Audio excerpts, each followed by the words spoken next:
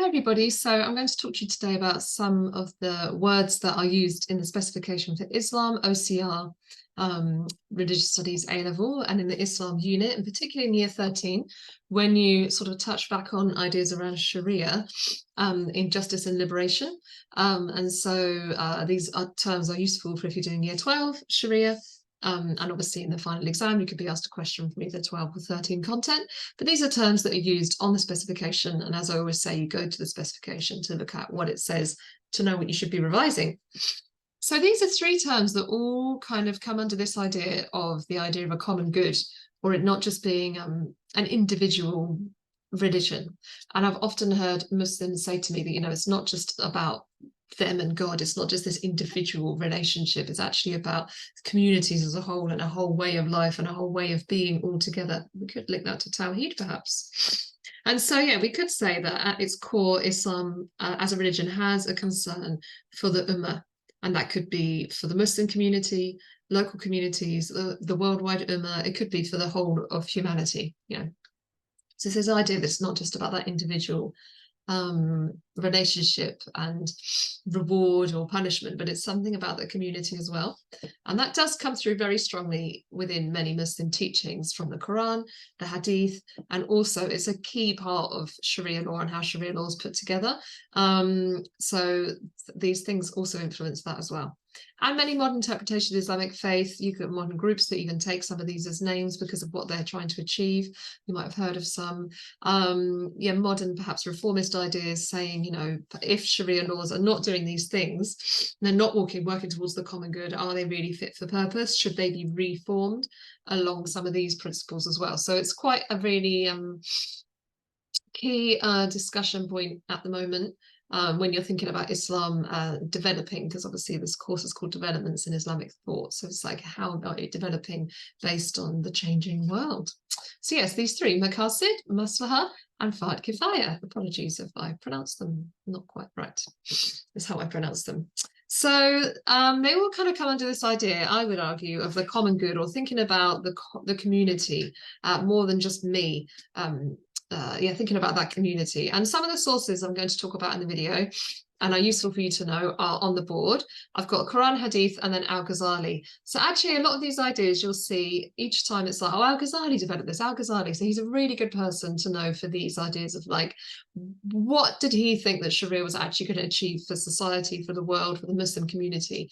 You know that he was a very, very influential thinker, writer, philosopher for lots of different parts of your course on Islam, and on this part as well. He had a lot to say about this and sort of shaping Sharia into something that's good for everybody, for the community, not just like an individual thing. So one of the quotes you will find useful is in Surah 9. You don't have to say Surah 9 in the Quran, but you can say in the Quran it sets out that. And this is used for the idea of there being communal responsibilities. So it's not just about you and God and you doing it between the two of you here, but there are things that need to be done for the good of the community. And so this idea is built on this quote, that if there is a lesser jihad, or if there is a jihad that's happening, and it's right that people fight it and fight against whatever this thing is that's unjust and unfair, not everyone has to actually go and fight. So the Quran here is stating, actually, some people don't have to go and fight, as long as enough people go and fight to win the war. Not everybody has to. So some can sort of take that responsibility, or it's like the whole community is responsible, but only some go to actually do the fighting. So that is then used as a principle to build other things that we can talk about in a minute. But that's the kind of source it comes from in the Quran. And actually, it's interesting. The people who don't have to go and fight are the ones who need to rest to gain religious knowledge, which perhaps you could argue you're doing by sitting here watching this video and learning for your religious studies A-level. And so that's where that comes from, this idea that it's not just individuals, that's a community, and some can go, and then that's going to kind of make the whole community is not then punished or held accountable for not going to fight this jihad. But then we've also got a hadith here which says 3 things are the best acts. First, to treat people with equity and justice. Second, to assist your co-religionist brethren, or it could be translated differently as to your ummah or to your brothers and sisters in religion. So it's to treat the people in your religious group as fellows and aid them financially. You've got things like zakat that help with that. And third, to remember God under all conditions. So the first one is to treat everybody with equity and justice. So you are caring for and you are concerned about everybody, the common good. And also we have to treat one another in our community as fellows, as friends. We are a community, we are an ummah. And third, to remember God under all conditions. Fantastic. And then I've told you already about Al-Ghazali being a really important scholar that you can use for these concepts as well. So the first one, and this is set out by Ghazali, is maqasid. And these are the sort of principles, or it kind of means purpose or goal. What should the goal or the purpose be of the Sharia or Sharia laws as they are formed? What is the purpose? I know we know it's called, the path to clear water, or it's the way to live, but what's the point? What's the purposes for that? And so Al-Ghazali sets out the following sort of principles of maqasid: protection of religion, protection of life, protection of intellect, protection of lineage, or sort of family, your family line and your family group, protection of property. And you, our very bright sparks, might have spotted that that's quite similar to natural moral law. And we know, Ghazali and Thomas Aquinas, we know that Aquinas read Ghazali, but we also know that those two things are quite similar in a way. And here you have it in these principles of maqasid. And so they should be there for Muslims and perhaps the community as a whole if we want to live by this way, this right path. And some Muslim scholars today are calling for Sharia laws that are out there that have been set since, 1100 or whatever it was, that the main schools of law, that was finished. The gates of Ijtihad are now shut. Well, are they still in line with these things?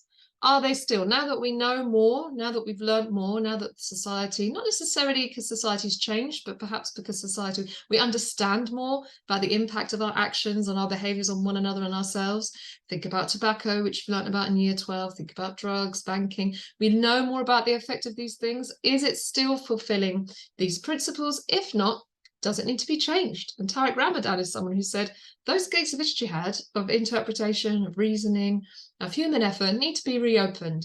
And we need to allow all this greater knowledge that we now have to help us reevaluate and work out whether our Sharia laws are following these principles.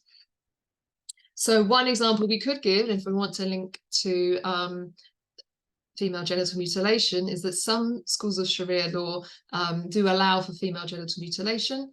They use a hadith that suggests that the Prophet Muhammad was aware of it and suggested if you had to do it, to do as little as possible. So they've said you can do it.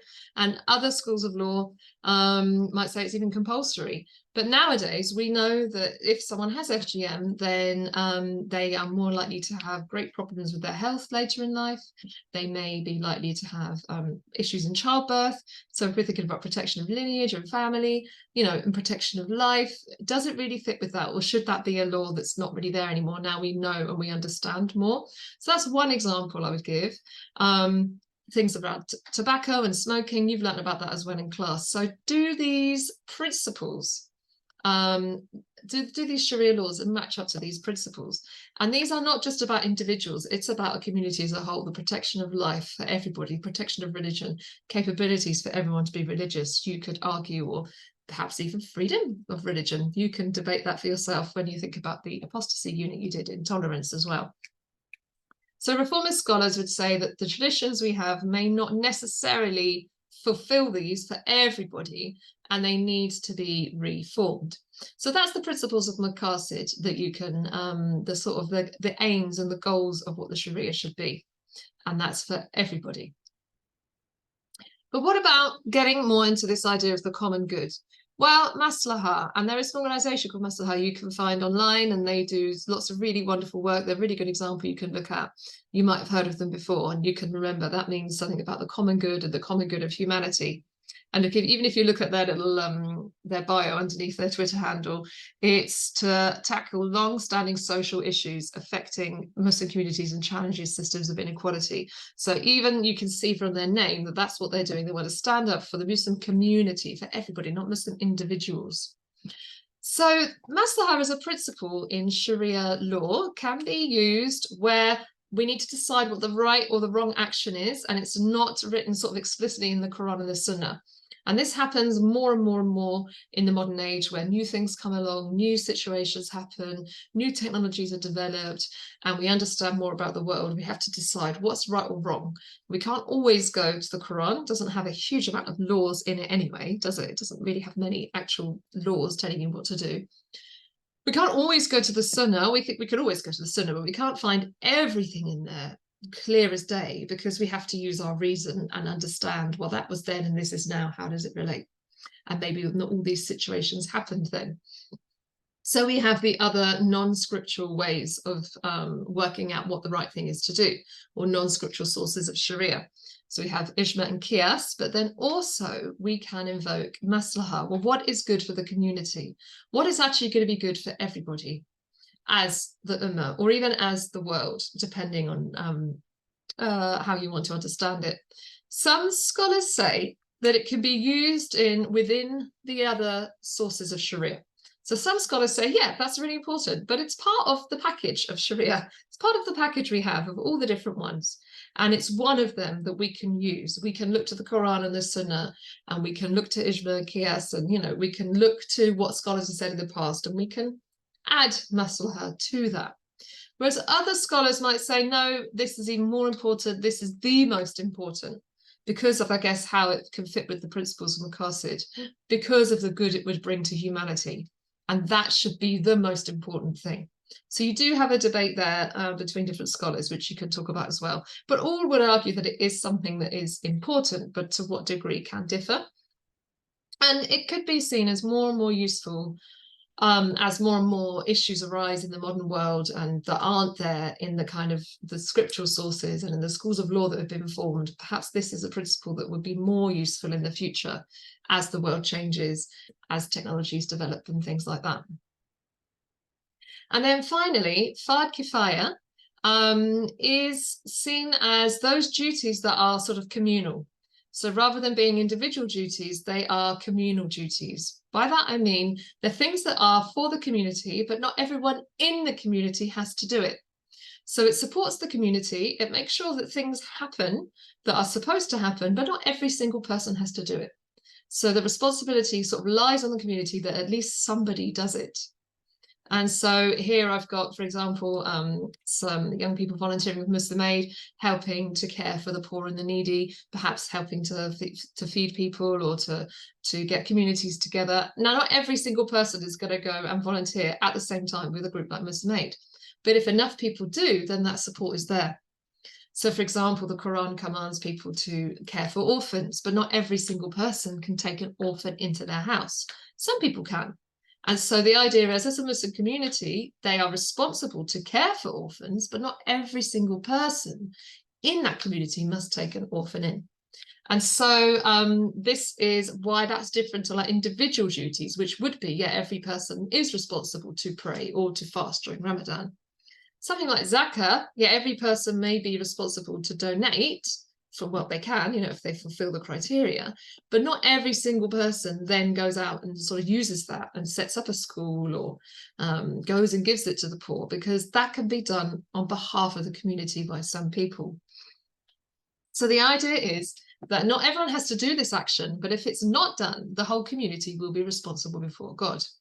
Now that comes from the verse we started with in the Quran about the idea of a military jihad, or you might call it a lesser jihad, depending how you want to name it.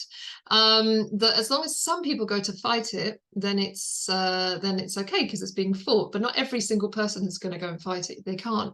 So using that, you can then sort of use that to now relate to nowadays as to how not everyone can always do all these things for the community. Some people must.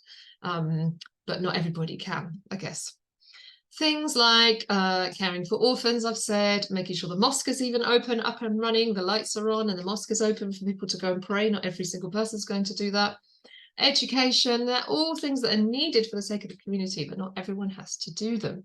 So that's kind of in contrast, should we say, or in addition to Fard Ayn, which is like the individual. This is Fard Kifaya, and it is on the spec for justice and liberation. You could be asked a question on it. So is that more important than those individual rights, responsibilities that a Muslim has? And we can think about that in a moment. You've got some scholars who've written about all of these that you can look into as well. if you want to have more from them.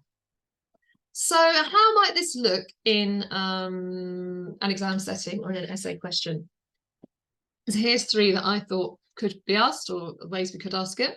To what extent are communal responsibilities, kifaya, more important than individual ones in Islam? Maslaha is the most important principle for guiding Sharia laws for Muslims today. Sharia laws today need to be reevaluated to match the Maqasid principles more closely. So they're all things I've sort of talked about during this video, so you should be able to think of some points for them.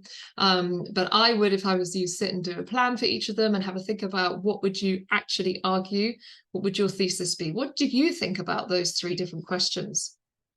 And one that I have some points here for you that you could use is a plan I did a couple of years ago with a class. To what extent are communal responsibilities, fard kifaya, more important than individual ones, fard ayn, in Islam? So this is asking, it's not saying that one isn't important or the other one isn't, or the only one is. It's saying which one is more important. So you could argue they're equally important, or that they're neither of them important, or that one is more important than the other. You could say to a large or a lesser extent it is more or not more important. So here I've got a scholar, Al-Durani, who said that individual good deeds only benefit that person, whereas actions for the whole community benefit a greater number, so they must be more important. So that sounds a little bit like utilitarianism, doesn't it? It's kind of weighing up and saying, well, look, if one person gets these good deeds, great. But if a whole community benefits from something and then they all get to do good deeds together because of it, you know, think about someone making sure there's a mosque up and running and getting the doors open and people can come in and pray, then therefore that's more important. Also, the principles of Maqasid, which we had at the beginning, that Sharia law is supposed to be based on, are only possible with a communal effort. You're not going to be able to have protection of property, protection of religion, if it's just individuals. It needs to be a community effort. It is a communal religion, you could argue. And also, jihad in all of its forms is a communal effort or a struggle for good, you could argue. Perhaps maybe the greater jihad is more of a personal one, but even then, is that connected to other people? If I'm having to share what I have with others and that's a struggle, well, I'm thinking of others, aren't I? And some can manage at times and some cannot. So particularly if you think about military jihad or the lesser jihad, that can't be something that everyone goes to do at the same time. And societies have got people who are in greater or lesser need, who need to be sort of propped up by others sometimes. However, could you argue individual duties are more important, individual responsibilities within Islam? You know, well, these are the actions that all Muslims are expected to undertake and form the 5 pillars of Islamic practice. These are the ones you learn about first when you're learning about Islam. These are the ones that you are doing as an individual, that you could do no matter what your position or status. You could do these different actions. It's about you and God, isn't it? These are the deeds that will be weighed on Judgment Day. This is how you could argue, you know, each individual person is working towards that goal of the hereafter, and this is what's going to be weighed up, whether they fulfilled these duties or not. And also, could you argue that, you know, especially now you're doing Islam in Europe, perhaps as a topic, you know, there may be Muslims who don't live in kind of Muslim communities where we can have these communal responsibilities and we live as a Muslim group. There might be so small number of people living in a land that's not Muslim majority land that all the actions are basically fard ayn or individual actions, because there just isn't the possibility for someone else to do it, and you're just doing your own action for yourself because you know maybe it's a Muslim community of one or just one family. So you could argue that that makes it more important, because no matter how many of you, even if you're the only Muslim in the whole nation, you could do those actions between you and God, and you are not you could argue part of that Muslim community. Or could you argue back the other way? I wonder what you would say with that essay, and you can always get in touch if you've got more questions. But yeah, just a reminder that these are the 3 words that you need to know for Year 13 Justice and Liberation, and perhaps for in your exam: Maqasid, Maslaha, and Fard Kifaya. Okay, nice to see you, and I'll see you again soon. Bye-bye.